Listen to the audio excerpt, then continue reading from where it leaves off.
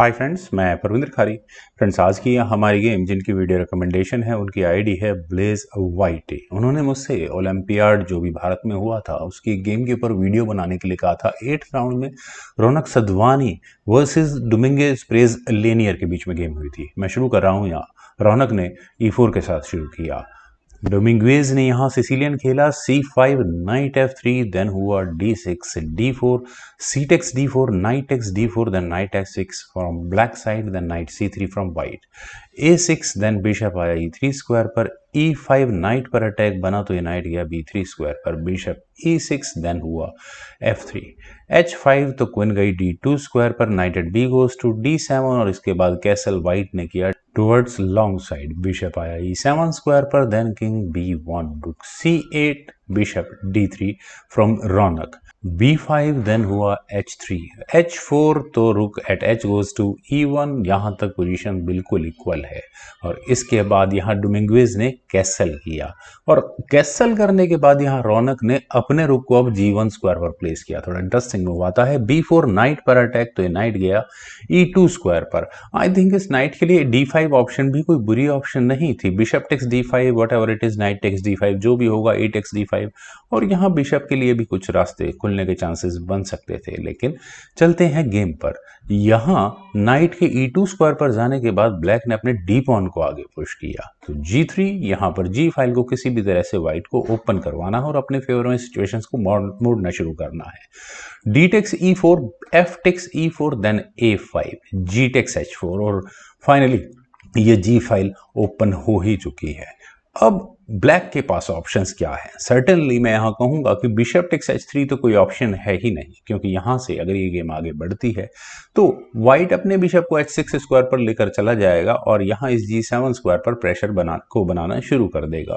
तो G7 square मेरे ख्याल से अब ब्लैक के लिए प्रायोरिटी होना चाहिए।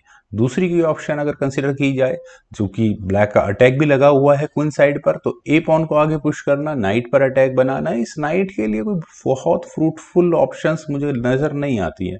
आई थिंक C1 बहुत बैकवर्ड स्क्वायर होगा इसके लिए। लेकिन यहाँ पर किंग को H8 स्क्वायर पर पहले डोमिंगेज ने प्लेस किया।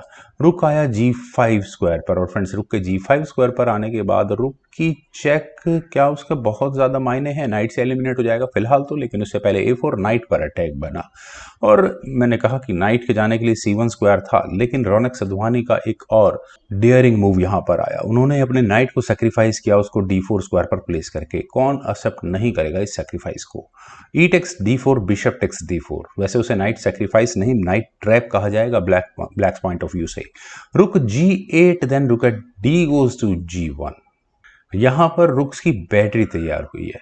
फ्रेंड्स, यहाँ रुक की बैटरी तैयार होने से पहले अगर क्या हो कि व्हाइट अपने रुक से डायरेक्टली चेक दे दे, ऑब्वियस है नाइट से अगर रुक को लिया जाएगा तो प्रॉब्लम्स ही प्रॉब्लम होगी, क्योंकि बिशप यहाँ इस G7 पॉन को पिन कर चुका होगा और क्वीन की डायरेक्ट एंट्री चेकमेट करने के लिए अवेलेबल होगी। तो ब्लैक को अपने नाइट को H7 स्क्वायर पर ही प्लेस करना पड़ेगा। उसके बाद व्हाइट अपनी क्वीन को अगर H6 स्क्वायर पर लेकर जाएगा भी तो knight at D goes to F8 और सिचुएशन बहुत हद तक मैनेज हो चुकी होगी। फिलहाल कोई चेकमेट यहाँ से नहीं होने वाली है। मैं चलता हूँ एक्चुअल गेम पर। यहाँ हुआ था रुक eight D goes to G1 और रुक्स की बैटरी तैयार हुई थी। नाइट F8, ब्लैक ने अपनी प्रिपरेशन को कंप्लीट कर लिया है और H7 स्क्वायर को सिक्योर कर लिया है। बिशप टेक्स F6, इस नाइट को एलिमिनेट होना ही था।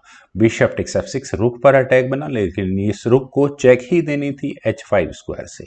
नाइट को बीच में लगाना पड़ा। देन हुआ E5 और यहाँ इस बिशप पर अटैक है। बिशप क्या वापस जाना चाहिए? अगर जाता है तो चेकमेट यहाँ क्लियर नजर आ रही है with the help of this bishop, और इस चेकमेट को रोकना बहुत मुश्किल होगा। एक ही तरीका है कि जी पॉन को आगे पुश किया जाए और यहाँ इस रुख पर अटैक बनाया जाए, लेकिन उससे पहले क्वीन की एंट्री भी होती है और वही काम यहाँ रौनक ने किया। उन्होंने क्वीन को H6 स्क्वायर पर ले जाकर फिर दोबारा मैं कह सकता हूँ कि यहाँ इस G6 पॉन को फिलहाल पिन कर दिया है। रुक गया G7 स्क्वायर पर और इस नाइट पर अपने डिफेंस किया है, क्योंकि चेकमेटिंग थ्रेट रुक क्वीन भी दे रहे थे।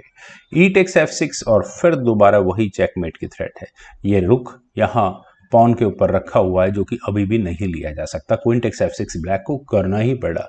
रुक गया B5 स्क्वायर पर, देन हुआ B3, 8x b3, 8x b3, c takes b3, bishop d7, रुक पर अटैक, रुक गया b4 स्क्वायर पर, then bishop f5, bishop exchange offer है, नहीं एक्सेप्ट किया, तो क्वीन को e3 स्क्वायर पर पहले यहाँ व्हाइट ने लगाया, रुक eight g goes to g8 और यहाँ दूसरे रुक को गेम में लाने की पूरी तैयारी है।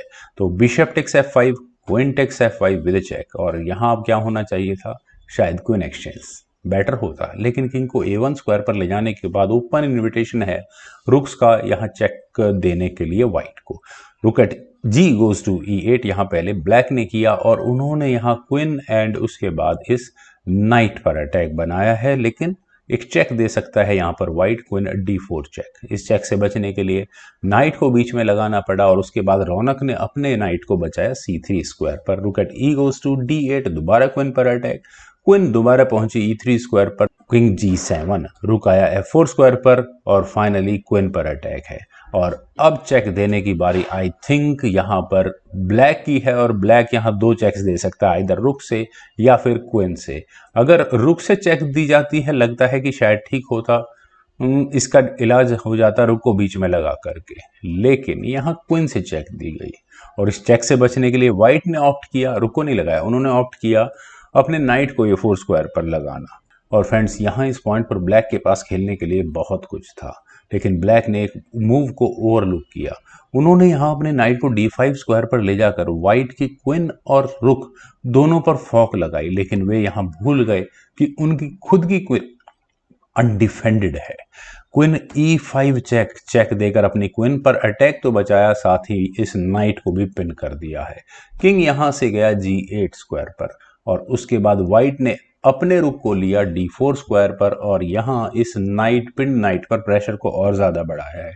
ब्लैक के पास एक ही डिफेंस है, दूसरे रुक से इसका डिफेंस करना, लेकिन प्रेशर को और बढ़ाया दूसरे रुक से व्हाइट ने अपने उसको d1 स्क्वायर पर ले जाकर।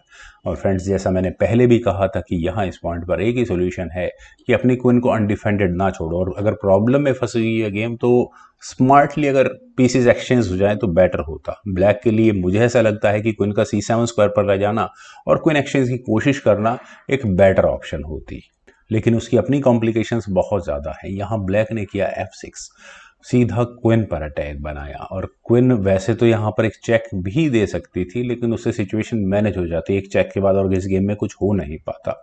यहाँ क्वीन गई e4 स्क्वायर पर और रौनक ने यहाँ इस g6 पॉन पर अटैक बनाया है।